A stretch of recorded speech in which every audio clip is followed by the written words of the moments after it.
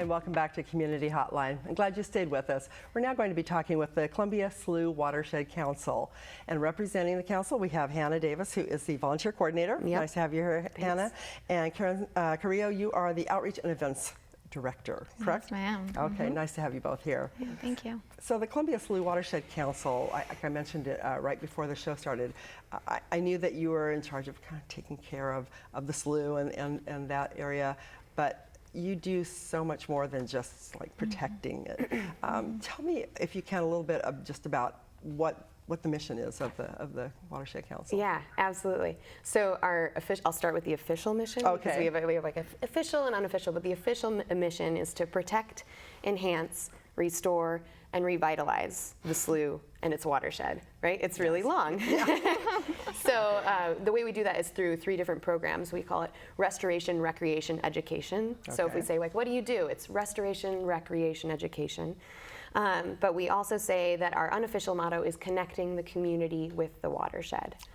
And that's what I've been hearing more and more about. Good. When I hear about your organization, because it seems like you have all these wonderful events going on and ways for people to connect. Yeah. Yeah. So and how long have you been around? We are in our 21st year right now. Good deal. Good deal. Yep. So it's been around for a little while. You have the restoration is just keeping it from right. What's the word I'm looking for? So it's like environmental stewardship. So right, we do restoration on public and private lands. So public lands, a great example would be like local parks, like Nadaka Park, or like Heron Wetlands or Heron Point Wetlands. And then we partner a lot with Portland Parks and Recreation for that, and make sure that we can bring native plants closer to the slough. So we're doing environmental restoration, which helps the ecological health of the slough waterway itself and of the area, the land around the slough. What other groups do you partner with? So we work a lot with Solve. So they're the great big volunteering organization that does a lot of restoration, environmental work around Oregon. So we'll post all of our events with them. The restoration program also partners, like I said, Portland Parks and Recreation. We do a lot of work with neighborhood associations as well to kind of bring them into working with parks that are really close to their neighborhoods or within their neighborhoods. And then our education program also brings usually elementary age students to some of these more public parks, these more public sites, to do their own sort of site assessment, their own sort of planting projects. Well, and they can tie that in with schoolwork so easily. Absolutely do. Yeah, all of our education programs are built around school standards. Nice, I like that. Do you work with the Audubon Society, like their backyard habitat? Is that part of that at all? Yeah, so part of being a watershed council means that you have representation from a wide variety of stakeholders. It's one of the requirements of being a recognized watershed council. So we've had representation on our council, our board essentially. We've had members that have worked with Audubon for many, many years. Governmental advocates, restoration advocates, environmental folks, private businesses, public representation like neighbors from neighborhood associations or just involved citizens. Cool. Yeah, that's we have to have representation from everywhere. And that's how you get things done. Exactly, yeah. So some of the events you have coming up, maybe Karen, you were involved in putting on this Explorando, is that? Yeah, Explorando Columbia Slough. Yeah, so tell me what that's about. Coming up in June.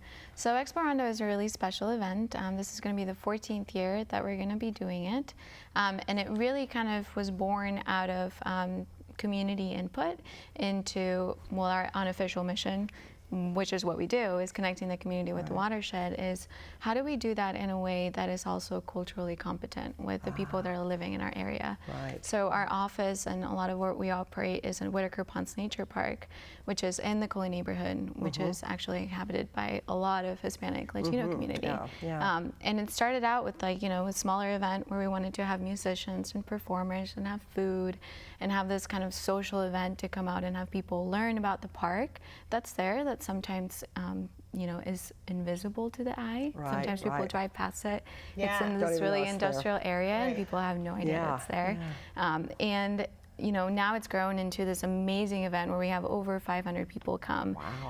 And they really are a result of all of our partnerships with the local organizations, also community activists that are in the area that are wanting to become more involved and get the word out about the opportunities available. That's great. And you brought some pictures, didn't you? Of I did, those ones. yeah. So maybe we can take a look at those and you can tell us what we're looking at. 'Cause Absolutely. I looked at them and it looks really fun. Yeah, the festival it has a lot going on and it brings a lot of people every year. Yeah. And so this takes place where is the... Yeah, so this is at Whitaker Ponds is at Nature Whitaker, Park, as it's traditionally been, and it's been growing. So this is actually one of our activities, which is the rock climbing wall. Oh, how fun. We also have live animals that the youth and families can come and play with. Or python or something. I don't know. I can't tell one snake from another, but Sure. it's a So big we have one. the Oregon Zoo Zap team that comes out and brings some of these live check that one out. insects. And it really, kind of sparks curiosity and exposes the students that maybe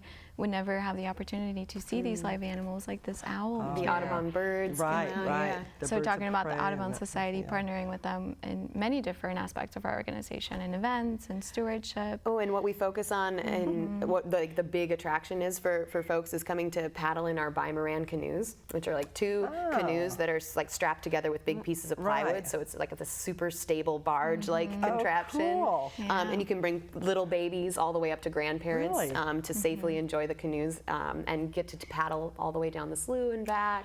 See great birds. look See, at there that. it is. That looks like a great So the time. the canoes are strapped together, and so you can fit about 10 people in there, a family plus some. And we have great experienced guides that'll be pointing out. Thank goodness. Exactly. That'll be steering the boat. You don't have to worry about steering or anything. And they take folks up and down the slough, pointing out talking a little bit about natural history, about any animals that maybe they're seeing. And at Explorando, we have guides who are either bilingual or they have an interpreter inside the boat. So it's all going to be in Spanish and in English. So it doesn't matter. Yeah. Right, When you exactly. speak, everybody's welcome. Right. Yeah, and one of the most recent activities that we actually created with Fur Day about 3 years ago was having transportation to and from the event.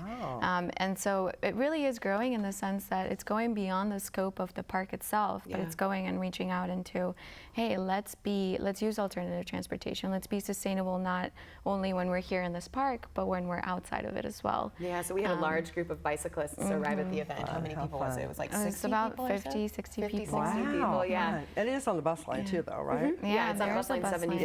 Yeah. 75. And Hacienda, we also do some work with them as well. We have there's a group called ABC, and it's basically a group of parents that live in the affordable housing units that's right along Killingsworth.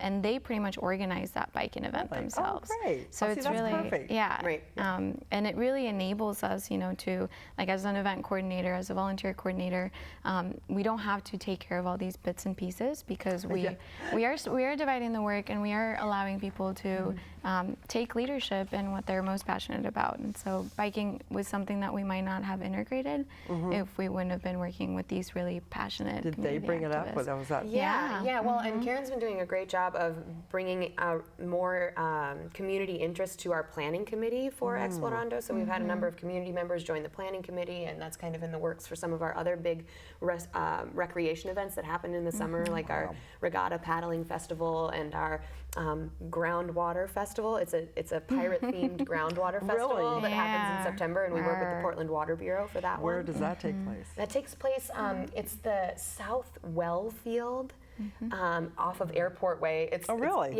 It's a little bit difficult It's not to too find. far from here, But actually. it's fairly close. Oh. But another example of our recreation opportunities in the spring and summertime. They're great big festivals and community partnersps, kind of diversifying those partnerships so that it can be a more vibrant event that really speaks to the communities that we're trying to speak to, that we're trying to serve, that we're trying to serve, and offers really great opportunities to connect with kind of this hidden gem, which is Whitaker Ponds, and we really say that we work with urban nature and getting people connected to urban nature because we're one of the most urban, most industrialized watersheds in Oregon. So, at first glance, we don't have a lot to offer necessarily. There's a lot of industry, but at second, third, fourth, You just fifth look a little glance, deeper. right? There's so much stuff, and it's so fun to bring out people to these events or to our paddling events, our more canoeing and kayaking-based paddling events that happen in the summer. And it's so fun to hear people say, I didn't even know this was here.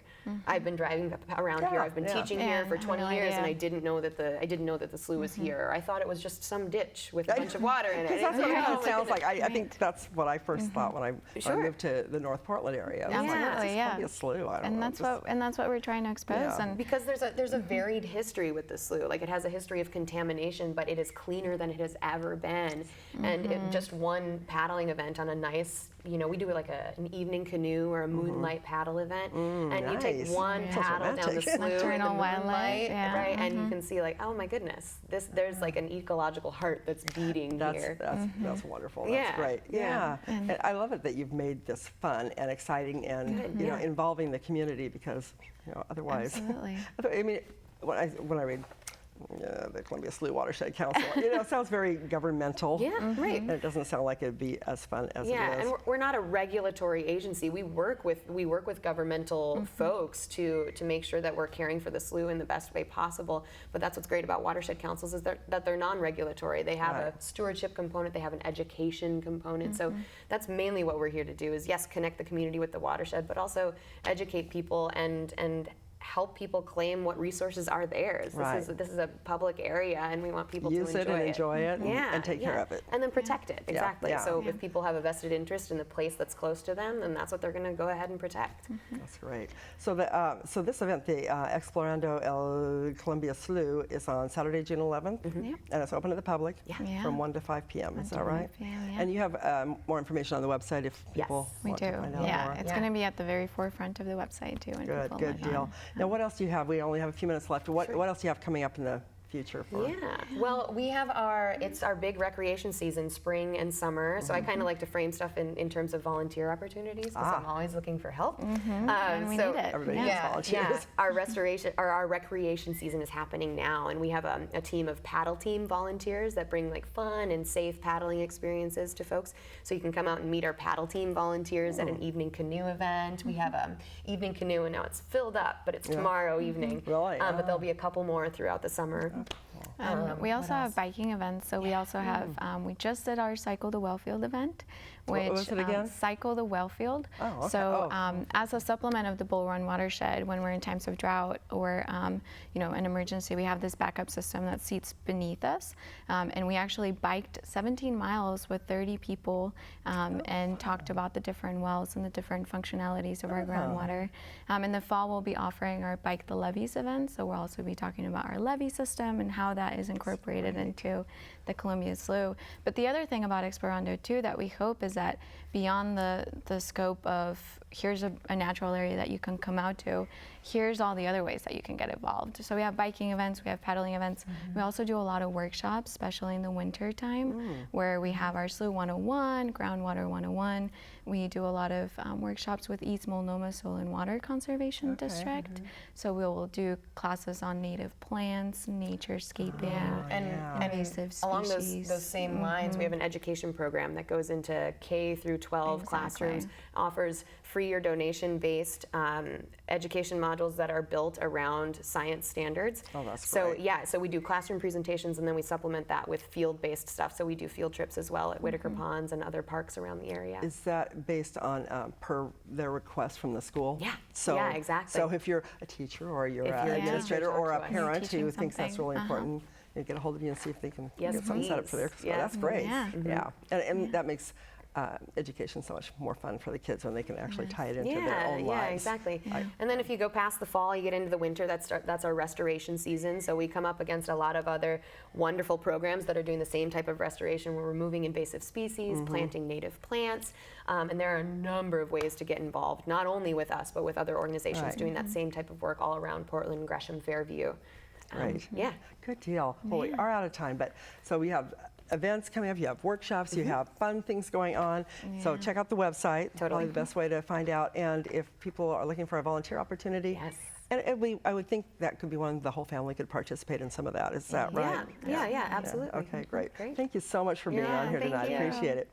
I'm glad you stuck around for this one because I've learned a lot, and I hope you did too. So the Columbia Slough Watershed Council is not as dry as that name sounds. It's true. It's so true. It's a fun organization, so do check it out. And don't go away. We'll be right back with more of Community Hotline.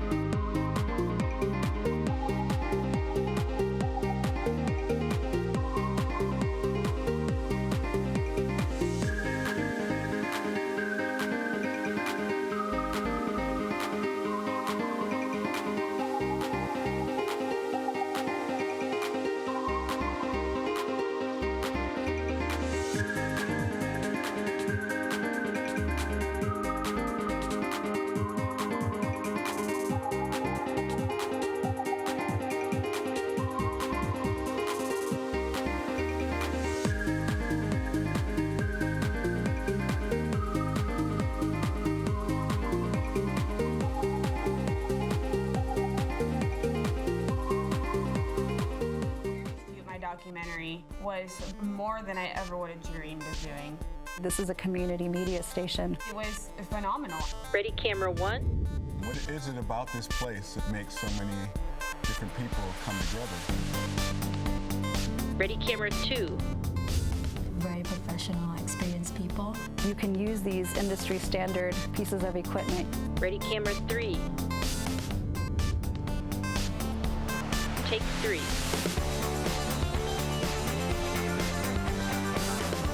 You don't have to be rich to do this. Open people's eyes to something they've never even thought of before. Cool stuff happens. It becomes this community. That's going to really change who's telling the stories and who's controlling the messaging.